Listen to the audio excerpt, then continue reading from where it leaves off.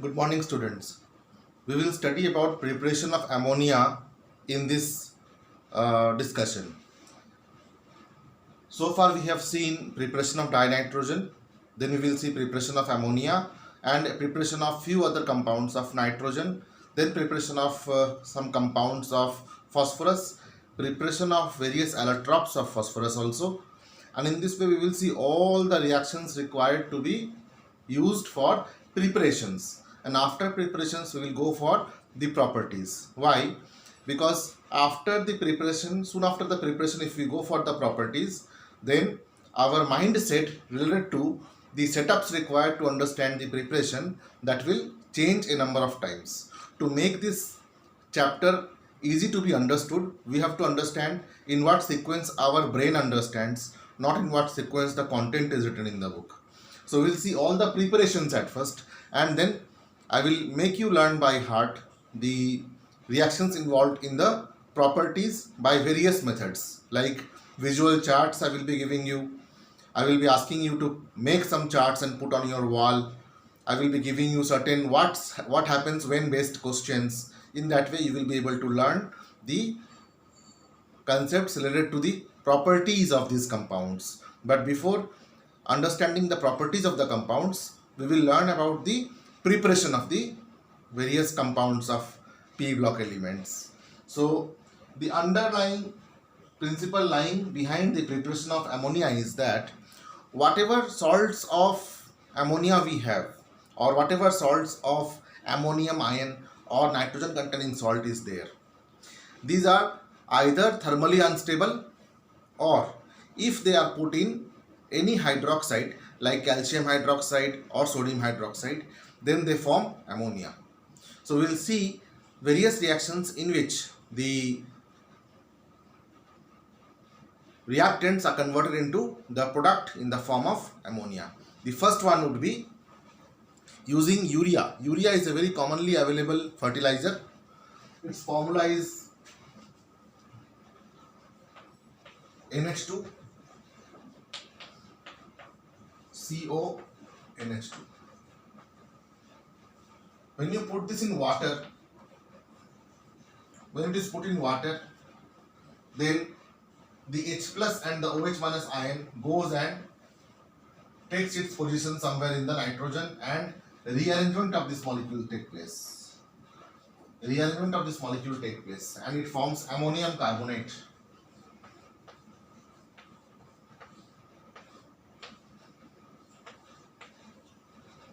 Now this ammonium carbonate, when heated,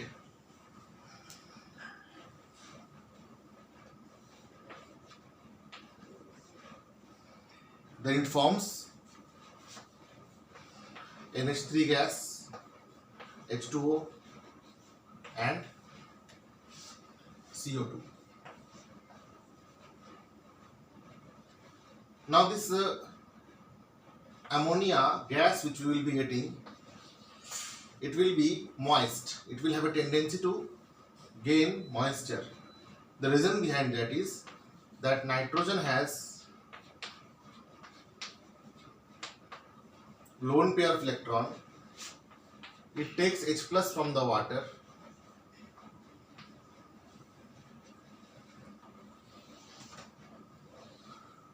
forms NH4 plus ion, and this OH comes over here. So it has a tendency to form moist ammonium hydroxide or moist ammonia. To make it dry, just like any other gas, we cannot use H2SO4. If we will use H2SO4, then it will form ammonium sulfate. If we will use calcium chloride, then it will catch the ammonia because it has lone pair of electron, and it will hold it with it because calcium has vacant d orbital. So what can be done then? So we can take calcium oxide and we can pass this gas through calcium oxide to make it dry. So moist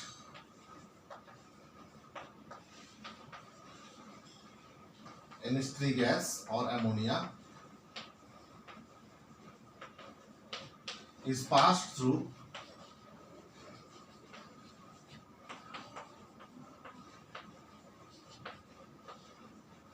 quicklime or calcium oxide to get dry ammonia if required. If not required and wet ammonia does our work, then we will let it be moist. But if we need dry ammonia, then we will pass it through quicklime. So we cannot use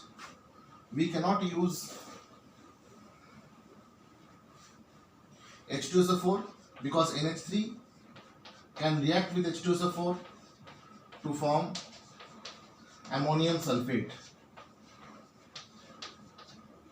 NH3 with calcium chloride can form a kind of double salt. So these methods of drying cannot be used. These reactions cannot be used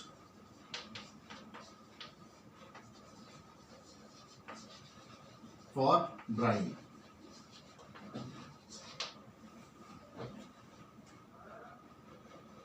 Now this reaction is reversible. This is not one-way reaction. This reaction is reversible and this will write as one-way reaction. So how we dry? We dry by passing NH3.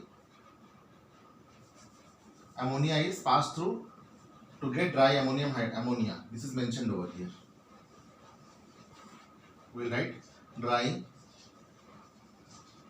of moist ammonia.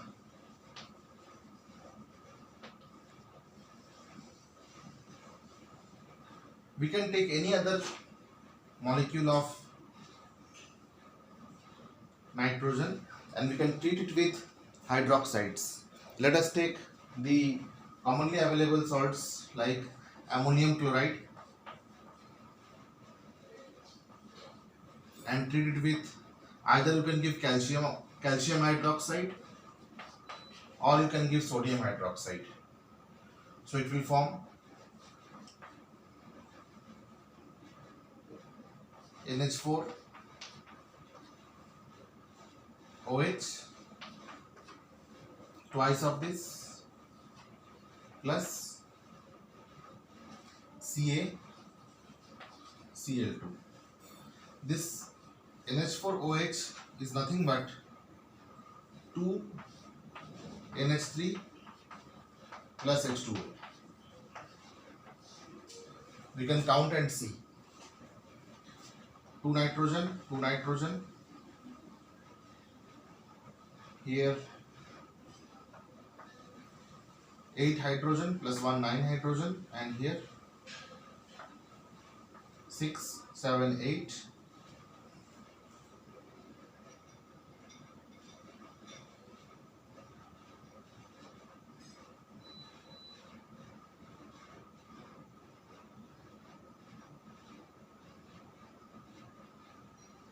2 oxygen here, 2 oxygen here, and this becomes 6 and this is 4, so it becomes 10 altogether, and this becomes 8 plus 2, so there are 10 hydrogen. So how many hydrogens are there? Hydrogens are 10, nitrogens are 2, and oxygens are 2 here also and 2 here also. So ammonium hydroxide is nothing but water added to ammonia gas. So in this way we can count and see. This 2 is meant for this hydrogen also. So 2 hydrogen, 8 hydrogen, 10 hydrogen. Here 6 hydrogen and 4 hydrogen, again 10 hydrogen. Nitrogen, 2 nitrogen and 2 nitrogen. Oxygen, 2 oxygen here also and 2 oxygen here also. So instead of ammonium hydroxide we can write this also. Next we can take any other salt of nitrogen. What salt we will take? We can take ammonium sulfate.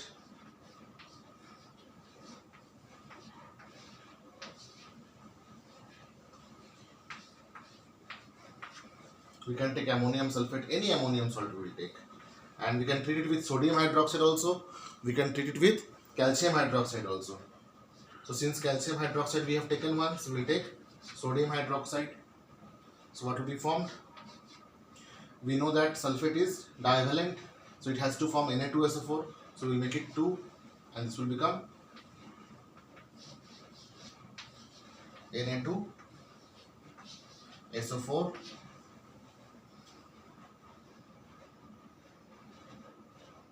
And what is left here?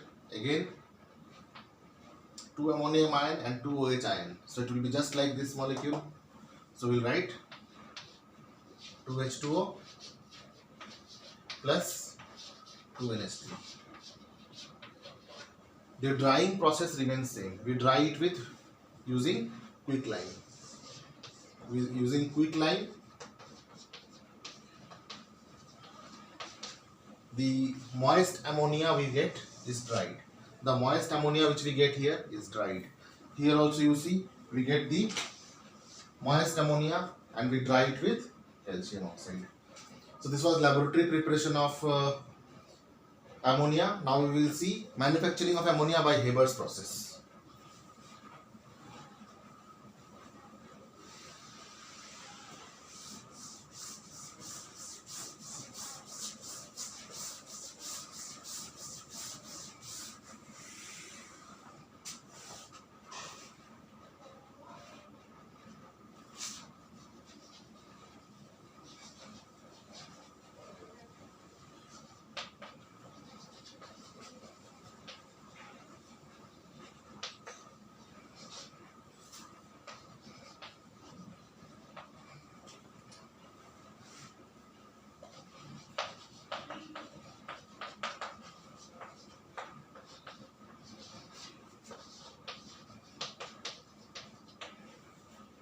Here the reaction involved is very simple.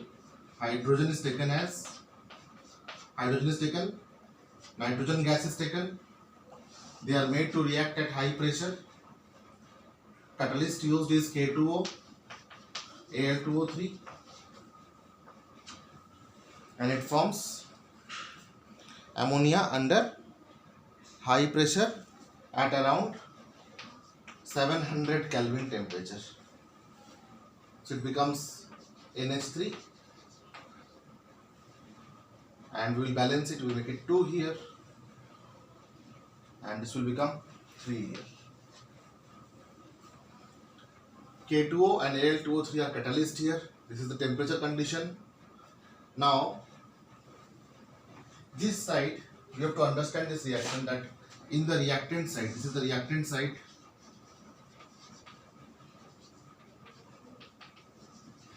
this side, this is the product side.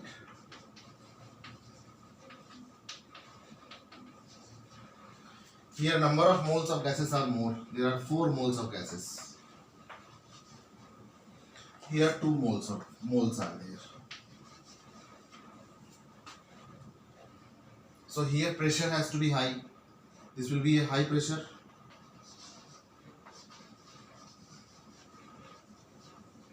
This will be a low pressure zone.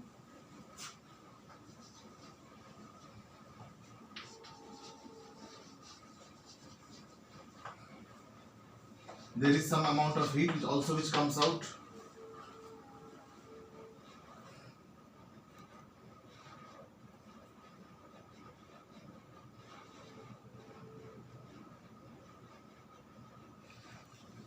Minus 46.1 kilojoule per mole. This heat comes out. Minus means what? Heat is released. This is heat of formation of ammonia. Per mole, for every 1 mole, this much of heat comes out. Heat is coming out. Alright, so we will be applying some concepts to think that how we can increase the yield. Whenever we study about manufacturing, then we have to understand how we can increase the yield. Okay, so what is happening here? We need catalyst to make the reaction fast. We need to give this as activation energy for hydrogen and nitrogen to break their bond and form new bonds to form ammonia. Here there are 4 moles of gases and here there are 2 moles of gases.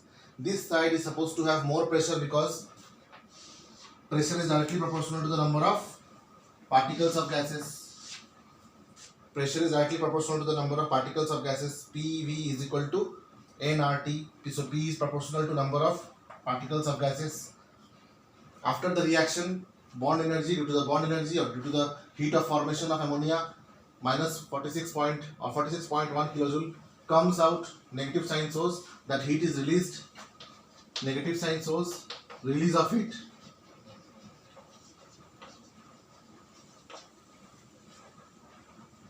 Now the question is that what are the conditions required to increase the yield of ammonia? What are the conditions required to increase the yield of ammonia? Is this part of the board coming in the camera? Yes, it is coming. So this is the question now.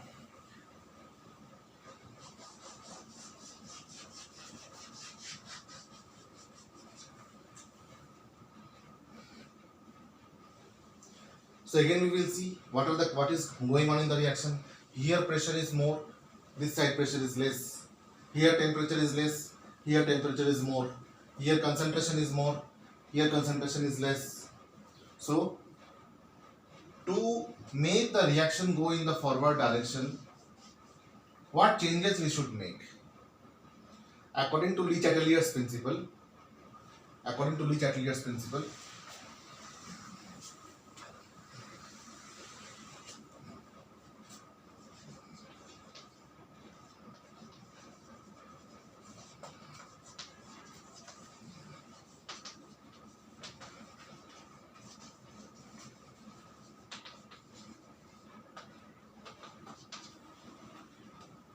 if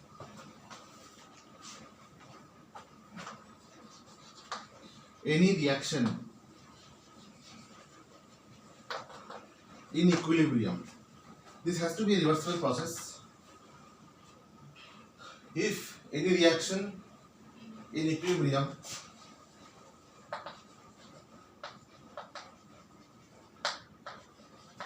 is governed by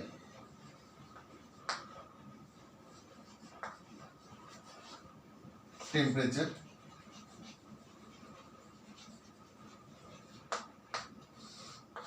concentration,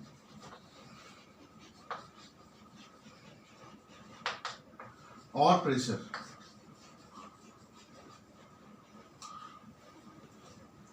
then the reaction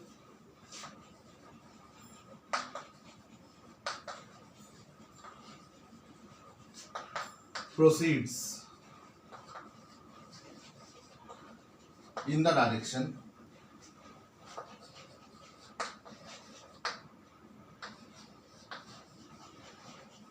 in which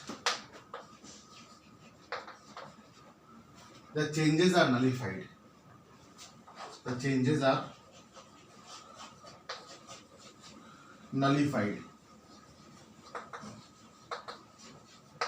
That means if we can sink this heat, if we can sink this heat,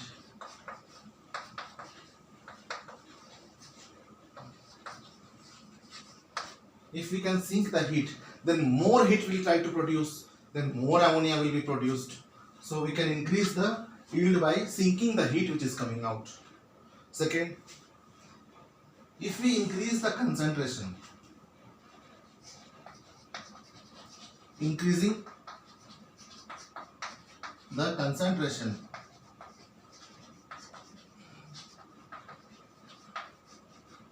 of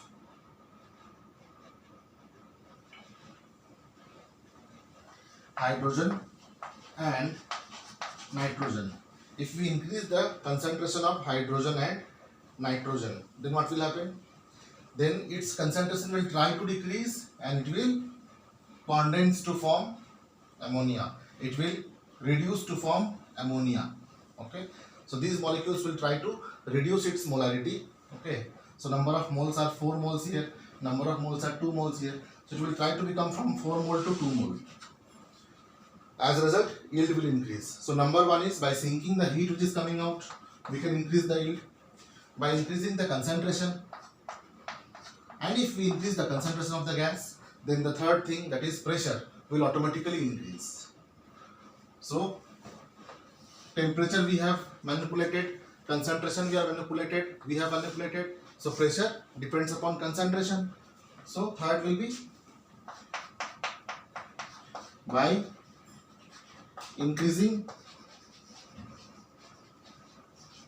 the pressure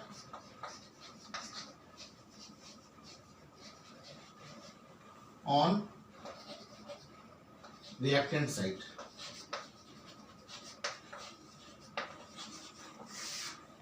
By increasing the pressure on reactant side. So if we increase the pressure on the reactant side, then we will try to reduce its pressure.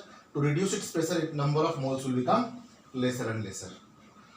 So this was the important question which is asked based on Haber's process. So there are basically three types of question. One is knowledge based question, another is understanding based question, third is application based question, fourth is skill based question. Okay, so knowledge based question is that give the reaction by which ammonia is manufactured.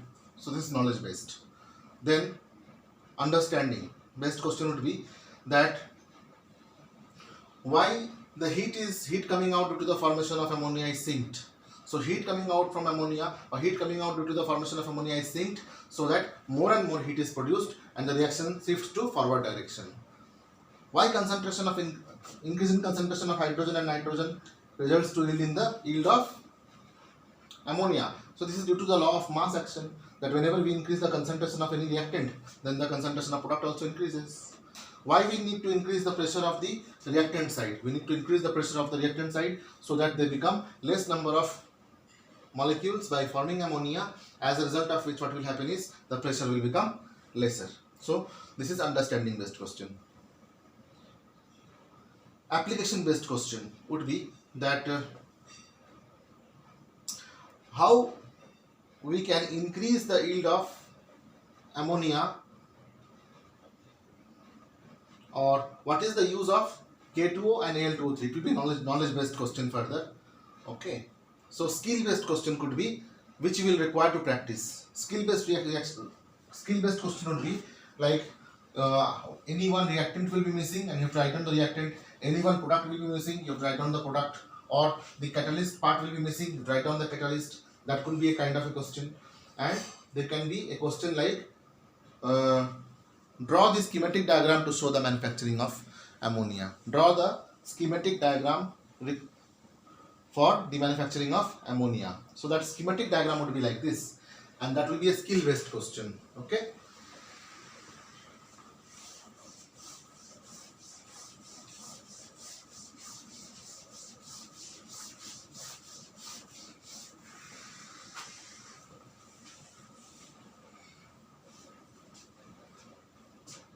Draw the schematic diagram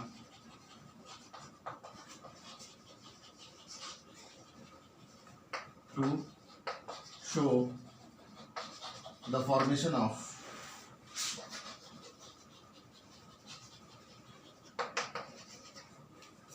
ammonia. It would be better if I write manufacturing of ammonia.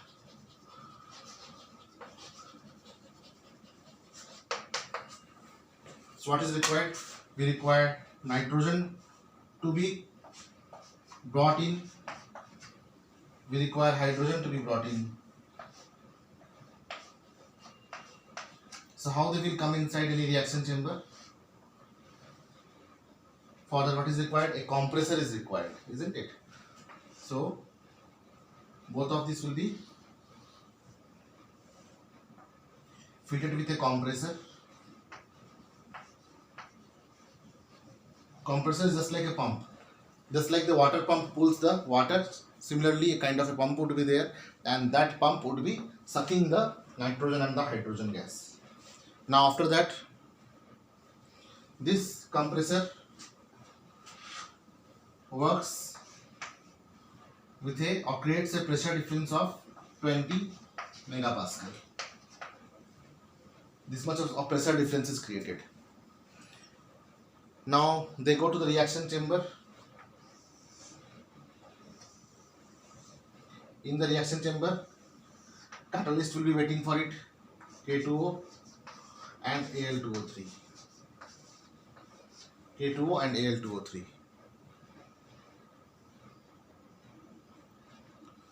So at K2 and Al2O3, the reaction will occur. Here hydrogen and nitrogen will react. After reacting,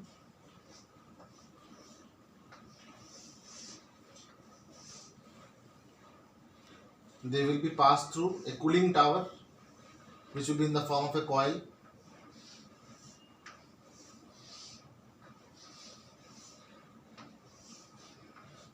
And here ammonia will get deposited.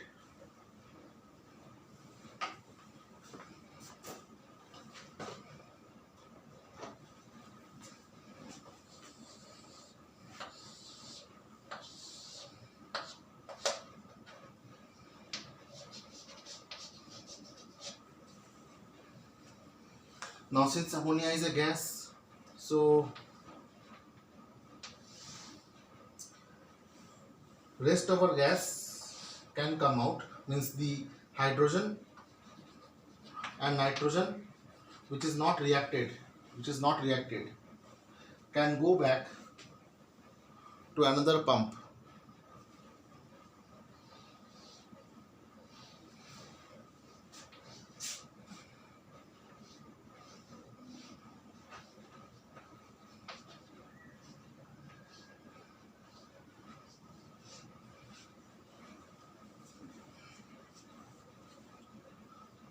And they can again take part in the reaction.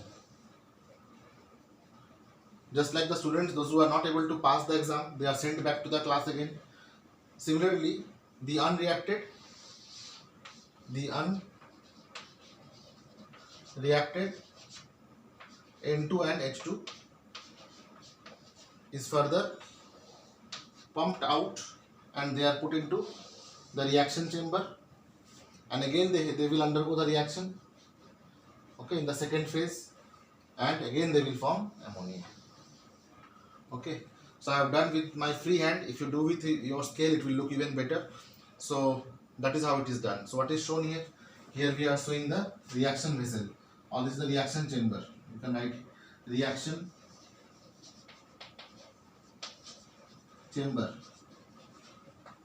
K2O and Al2O3 are the catalyst.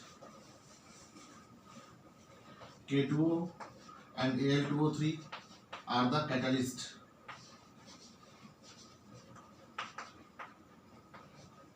Here H2 and N2 reacts. The unreacted H2 and unreacted nitrogen gas, they are again pumped out. And they are made to react again, and from here again the ammonia is produced and is deposited here. Do you think that the setup will be so easy? There will be so many machines in the industry. Okay, so this compressor maybe would be a big machine, this reaction vessel may be a big machine, isn't it? So this is just a schematic diagram.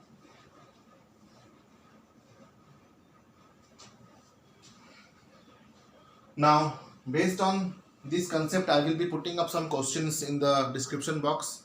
You can write the answer of that in the comment section. So with that, I will understand that you have seen the video, because your attention span could be like a goldfish. So I need to make some call for action. So the call for action is that I wish that you write down the answer in the comment section, so that I will come to know that you have seen the teaching in the real time and you have learned the learning objectives which was required. The learning objectives are achieved. Okay, that is all for today. We will be coming up with preparation of phosphine in our next class. So all the preparation we will see at first and then we will go for the properties. Thank you.